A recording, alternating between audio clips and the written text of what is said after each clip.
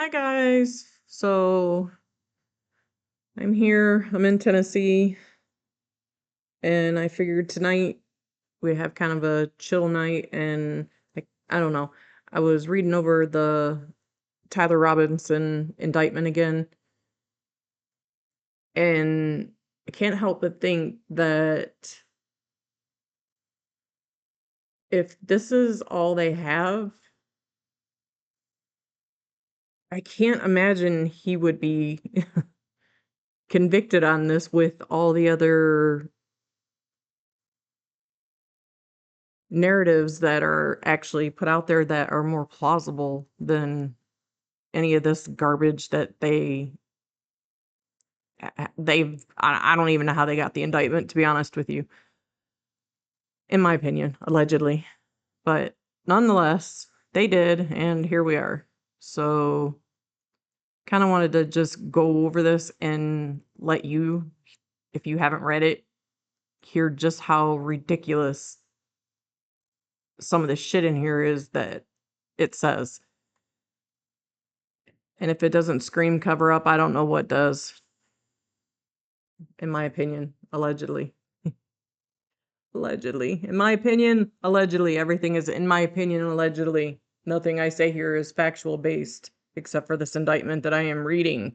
It is, in fact, their facts, not mine. I do not agree with their facts. And that's not allegedly. I just simply don't agree. I don't agree. So let's bring that up.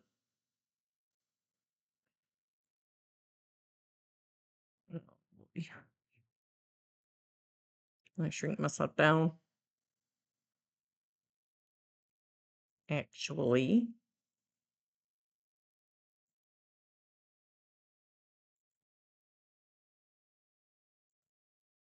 Sorry. I'm working with the travel equipment, so it's different. Not that I'm a pro at the other shit anyways. All right. There we go. So the basic gist of every indictment that you see. So Jeffrey S. Gray, which we seen testifying at that last hearing about, there possibly being a flipping conflict. And then we got Chad Gruender, Ryan McBride, Lauren Hunt, David Sturgill, Christopher Ballard, which I believe Ballard is the one that had the daughter there. And golly, we don't know why they find that there could be a conflict or defense has brought that up. Who knows? It's whatever.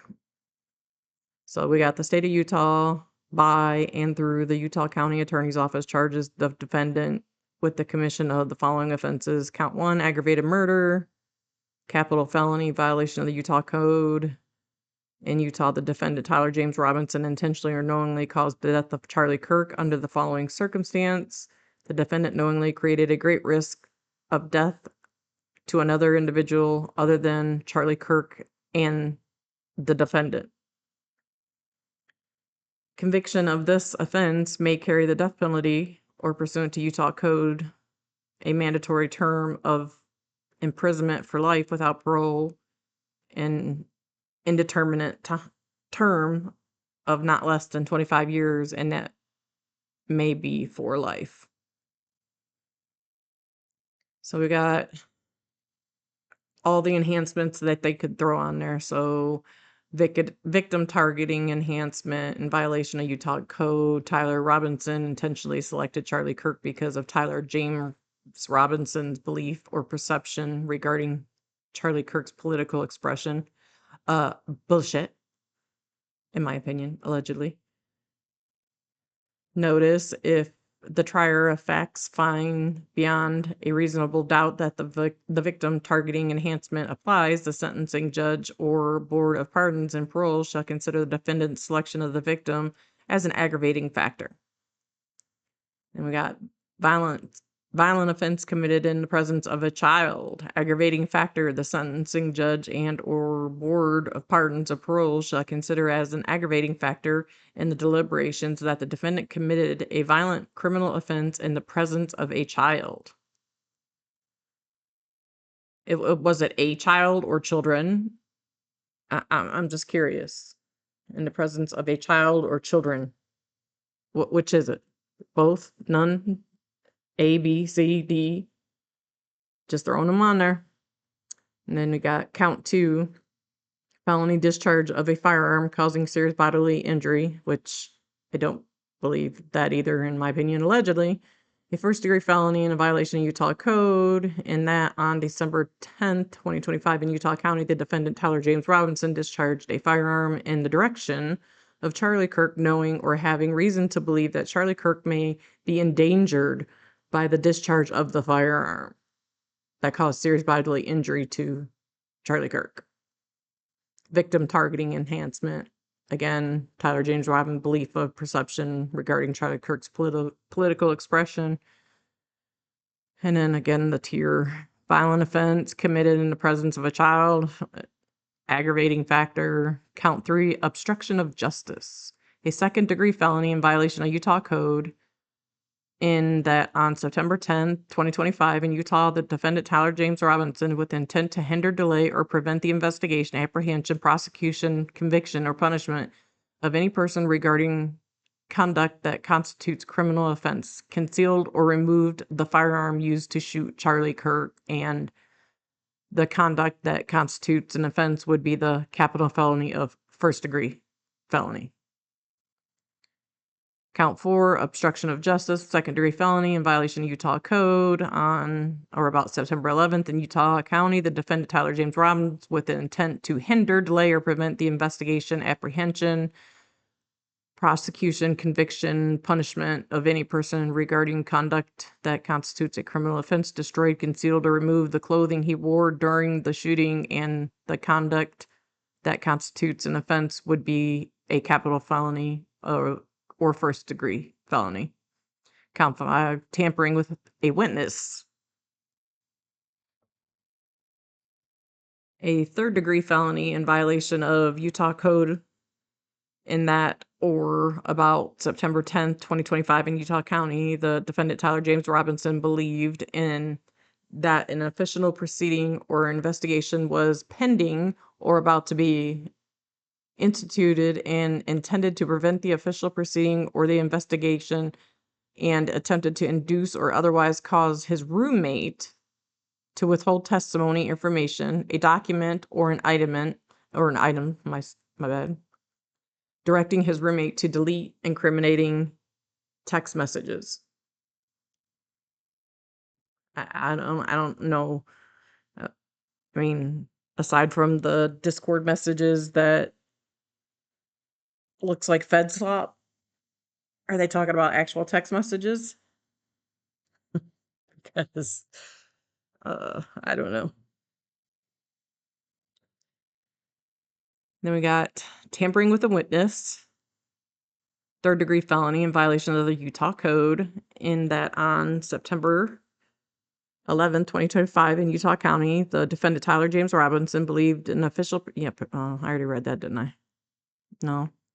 Official proceeding and investigation attempted to induce, otherwise cause his roommate to withhold testimony or information, to wit, directing his roommate to stay silent if police questioned the roommate.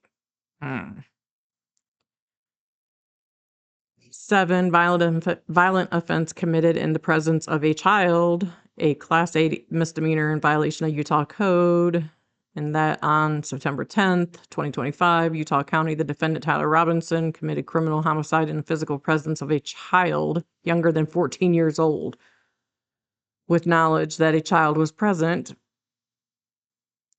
and may have seen or heard the commission of the criminal homicide. That, I mean, what? The victim targeting, again, probable cause statement. Brian Davis of Utah State Bureau of Investigation, having probable cause to believe that the defendant committed the above listed offense, submitted the following evidence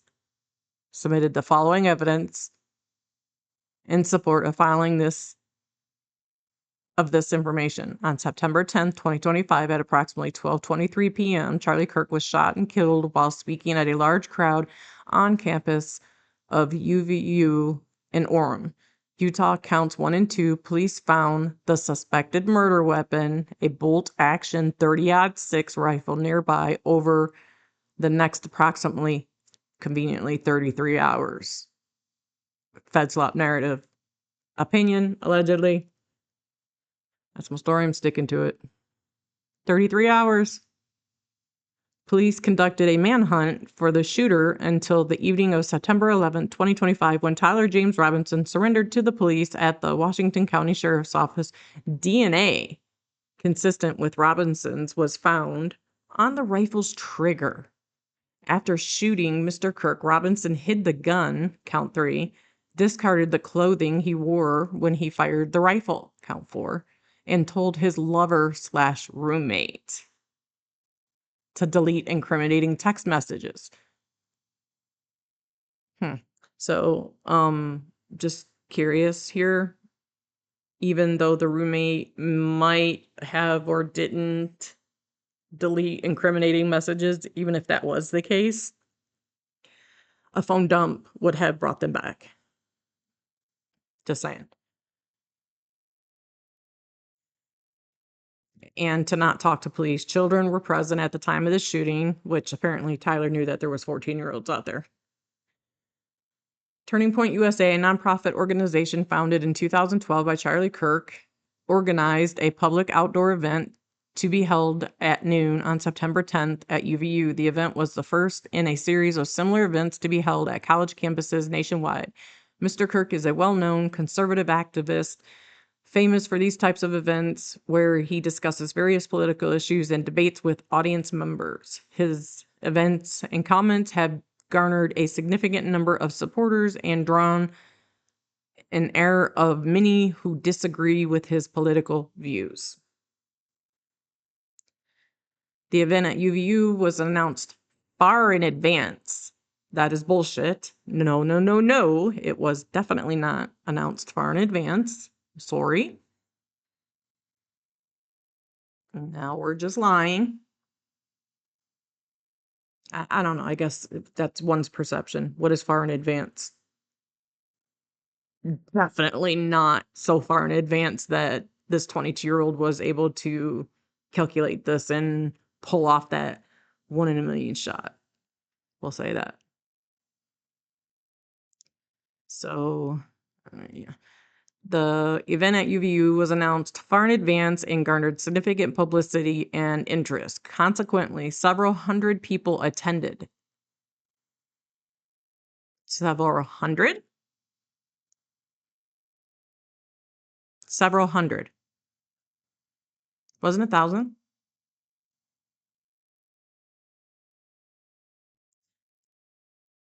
Mr. Kirk was interacting with the crowd before the event officially got underway. Then approximately at noon, Mr. Kirk seated himself under a portable canopy behind the table and the microphone. He began speaking to the crowd and fielding questions from attendees, a format Mr. Kirk commonly used at his events. Mr. Kirk allowed his questioners to approach a microphone positioned directly in front of him. Mr. Kirk's team members were very close to him on his right and left, as well as some behind the canopy and others at various close locations near him. The large crowd surrounded Mr. Kirk on 3 sides. Temporary metal fencing separated attendees from Mr. Kirk by only a matter of feet. Directly above and behind Mr. Kirk was UVU Hall of Flags, an indoor walkway spanning several hundred feet, the floor to the ceiling glass windows which overlooked the plaza where Mr. Kirk was seated. People were in the walkway at the time of the shooting. Approximately 15 minutes into the event, Mr. Kirk was answering a question about mass shootings by transgender individuals when a gunshot rang out. The bullet struck Mr. Kirk in his neck. He slumped to the ground almost immediately, and no, he didn't. He was pushed out of his chair by Dan Flood. The bullet's trajectory passed closely to several other individuals besides Mr. Kirk, including the questioner, Oh boy. Who was standing directly in front of Mr. Kirk. Children were visible near Mr. Kirk's stage when he was shot. Mr. Kirk was rushed to a nearby hospital where he was declared deceased. The medical examiner's report is pending. UVU surveillance investigation. At the moment of the shot, the UVU officer was watching the crowd from an elevated vantage point. As soon as he heard the shot, he began to scan the area for threats, believing the shot came from a rifle because of its sound. He looked for the potential sniper positions. He noted a roof area approximately 160 yards away from Mr. Kirk as potential shooting position and rushed there to look for evidence.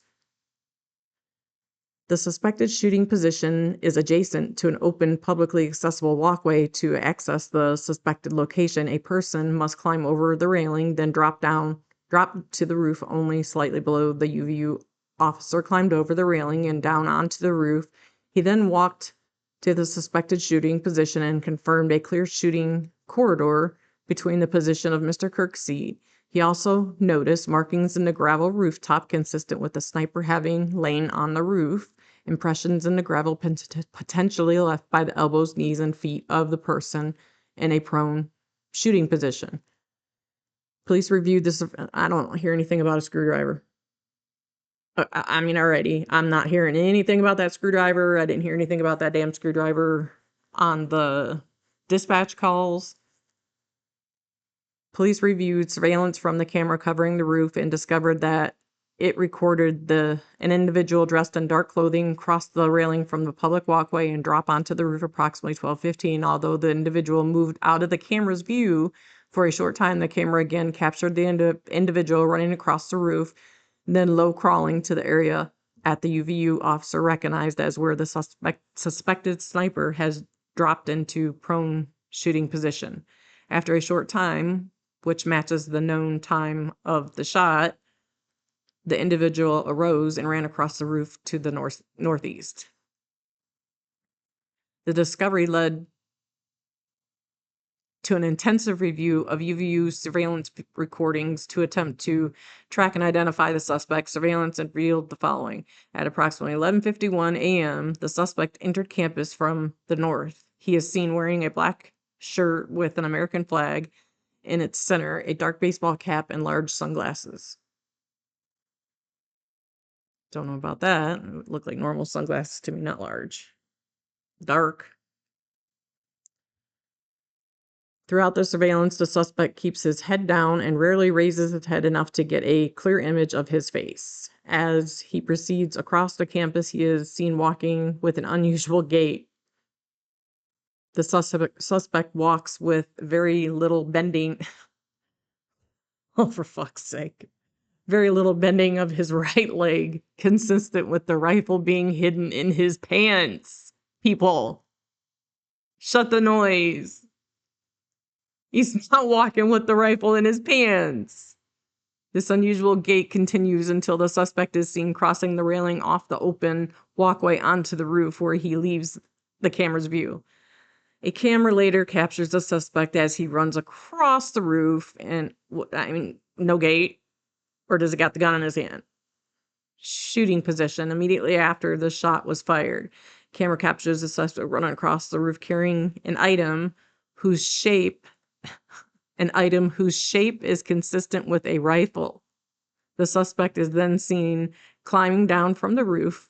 He appears to drop the item he was carrying as he hits the ground in controlled fall. He then picks up the item and runs towards the northeast end of the campus. Expanding crime scene investigation, law enforcement officers followed the suspect's escape path. So did Life is Driving. So if you want to know his escape path, just go watch Life is Driving video because he covers it from start to finish, in my opinion, allegedly. Law enforcement officers followed the suspect's escape path to the northeast end of the campus, where they believe the suspect left the campus and entered a wooded area. In that wooded area, investigators found a bolt-action rifle wrapped in a towel. Facts, guys. The rifle contained one spent round, 3 unspent rounds. This is consistent with the facts officers observed at the time of and immediately after the shooting. No shell casings were found on the roof, suggesting a bolt action rather than auto-loading weapon, and only a single round was fired. Still don't say anything about no screwdriver. Each round in the rifle contained an etched inscription as follows: "No Tice's bulge ODW, what's this? Hey fascist catch, arrow symbols, oh bella ciao, bella ciao, bella ciao. If you read this, you are gay, laughing my ass off." Yeah, I mean, Fed slop. Fed slop. The rifle, ammunition rounds, and towel were sent to forensic processing. DNA consistent with Robinson's was found on the trigger. Other parts of the rifle, the fired cartridge casing, 2 of the 3 unfired cartridges, and the towel. Law enforcement was unable to immediately locate the shooter, so they published photos of the shooter at the UVU surveillance cameras and asked for the public's help to identify him. Meanwhile, law enforcement continued to try and identify the shooter through other means.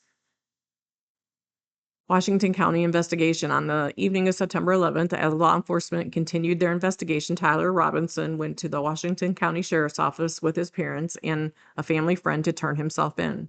Robinson's mother stated the following to the police. On September 11th, the day after the shooting, Robinson's mother saw the photo of the shooter in the news and thought that the shooter looked like her son. Robinson's mother called her son and asked him where he was. He said he was homesick and that he had been homesick on the 10th. Robinson's mother expressed concern to her husband that the suspected shooter looked like Robinson. Robinson's father agreed. I don't think so, man. Robinson's mother explained that over the last year or so, Robinson had become more political and had started to lean more to the left, becoming more pro-gay and trans-right oriented. She stated that Robinson began to date his roommate, a biological male who was transitioning genders. This resulted in several discussions with family members, but especially between Robinson and his father, who had very different political views. And why didn't he go shoot his dad? I mean, why would you be angry at Charlie? Why not go shoot your dad if you're that angry? Because he didn't do it, guys. In my opinion, allegedly. As they discussed the situation, Robinson implied that he was the shooter and stated that he couldn't go to jail and just wanted to end it. When asked why he did it, Robinson explained there is too much evil and the guy Charlie Kirk spreads too much hate. They talked about Robinson turning himself in and convinced Robinson to speak with family friend who is retired deputy sheriff at Robinson's father's request. The family friend met with Robinson and his parents convinced Robinson to turn himself in. The family friend spoke to the police and reported telling Robinson that it would be best if he brought all the evidence with him to the sheriff's office to avoid police having to search his parents' home. The family friend also asked Robinson if he had any clothes that were related to what he did.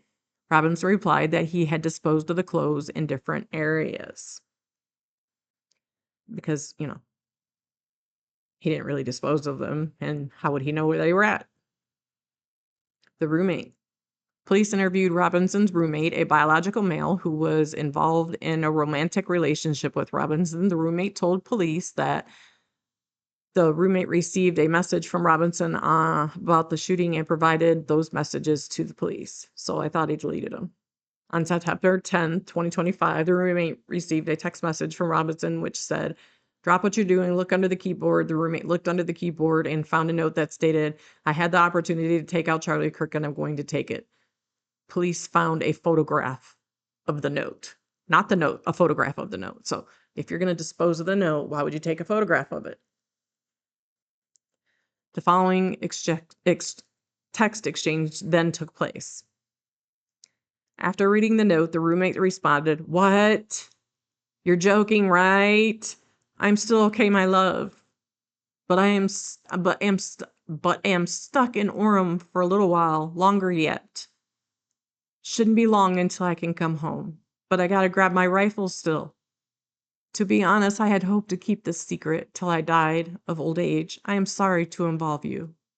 You weren't the one who did it, right? I am. I'm sorry. I thought they caught the person. No, they grabbed some crazy old dude, then interrogated someone in a similar clothing. I had planned to grab my rifle from my drop point shortly after, but most of that side of the town got locked down. It's quiet, almost enough to get out, but there's one vehicle lingering. Why?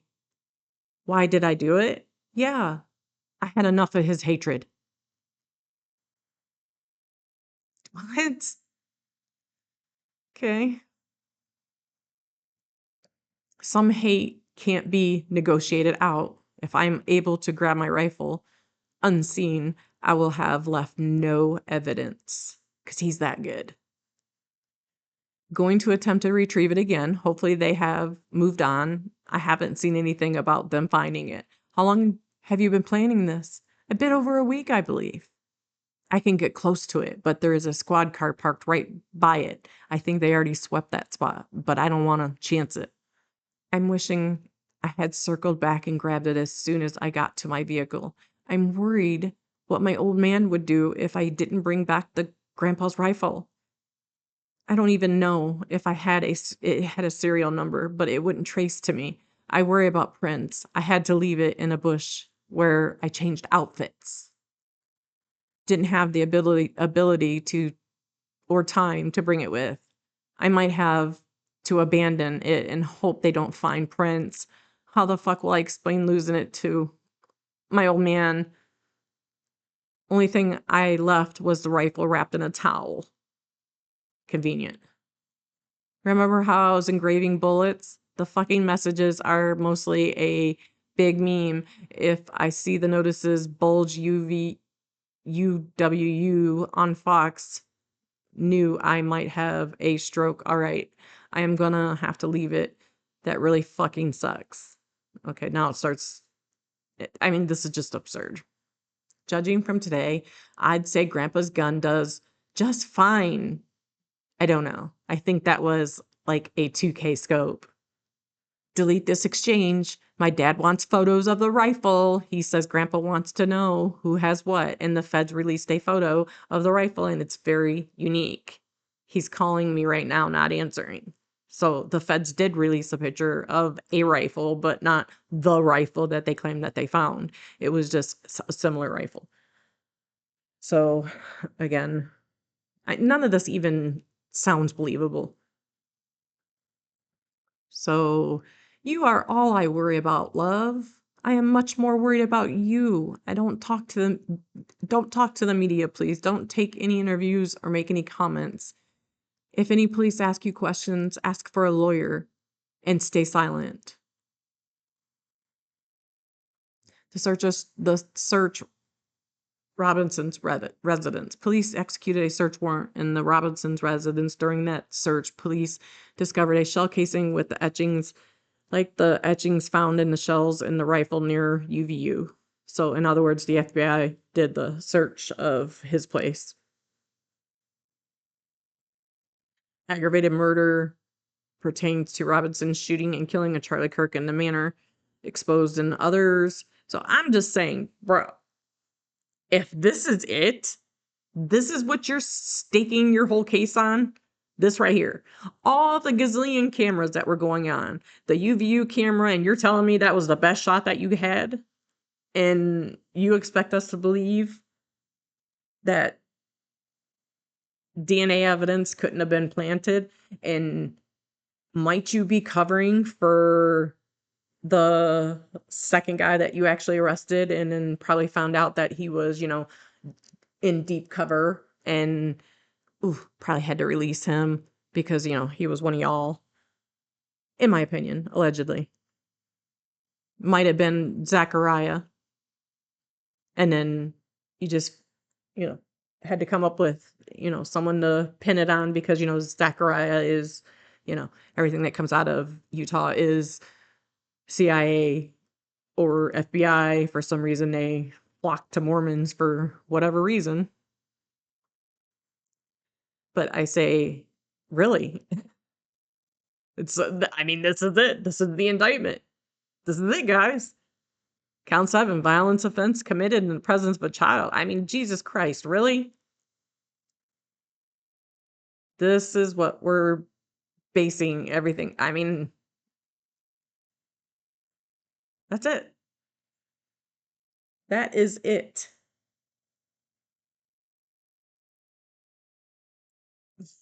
I mean, I'm just blown away at the facts and the evidence here in this wonderful indictment. I mean, it's mind-blowing. And so much shit counters what they're saying here. And obviously, you guys know we watch or we listen to the dispatch. There was real snipers up on them roofs after this. None of them found a screwdriver. I don't see a screwdriver in these people's report, but the FBI definitely said that there was a screwdriver. I mean, what the hell? What the hell? So that's really all I got for tonight. I thought it was. I actually had never fully read through it, and after actually reading through it, I thought, oh God, it's mind blowing. I don't understand how, how. There, I mean, there's so much shit to point in so many other directions. Definitely not to Tyler Robinson, in my opinion. And I know he's got court coming up here on the 24th, another hearing. I just hope, I really do. I hope with everything that, because it seems like they have somebody in on every level. So somebody at the hospital that can, do whatever needed to be done at the hospital, a scribe or whomever. And then you got Zachariah that was going from hospital to hospital searching for Charlie Kirk. The only reason I can think of somebody would be doing that is to ensure that he was actually dead, in my opinion. So why is Zachariah free with his background that he has in third year electrician apprentice is sitting in jail? It makes no sense. Make it make sense. Please do make it make sense. And then the appearance of Erica Kirk actually being on site prior to Charlie even getting there. Come on, guys. There's got to be more that can be done than what is happening right now. And his defense, our best scenario is that his defense is actually his defense and nobody is dirty or involved on any other kind of level. Because if they're truly not involved, he will stand a great chance, obviously. But if this is just something that's already been predetermined, it's disgusting. This does not work for me. And I hope it doesn't work for you either. And nor should it. Because the true guilty people, the disgusting people that think that they can just go out and take people's lives whenever they decide that they want, they're done or that person is no longer in line. No, that doesn't work for me. It doesn't work for me. And it shouldn't for you either. So again, guys, silence is complicity. We got to speak up and we got to speak out and we got to be loud and we got to do it constantly every day and try to get to the bottom of everything. And we got to keep raising questions, and the more questions we raise, the less answers they have, because it's all a lie. It's all bullshit. It's messy. The truth is not messy. So that's all I have, and I am going to bed. I had a long day, and I'm going to try to get out to the explosion site tomorrow. Tomorrow or the next day. I have a son that's here in Tennessee too, and we're supposed to meet up and go over there together. So hopefully I will be able to get on and do that with y'all. And until then, I will see you tomorrow. Hope everybody has a good rest of your night and sleeps well. And please, if you like this video, please like and subscribe, even if you don't like it. Like and subscribe, share, turn on notifications, all that good stuff. It really does help with the algorithm. Like, subscribe, share, and I will see you again tomorrow. Good night.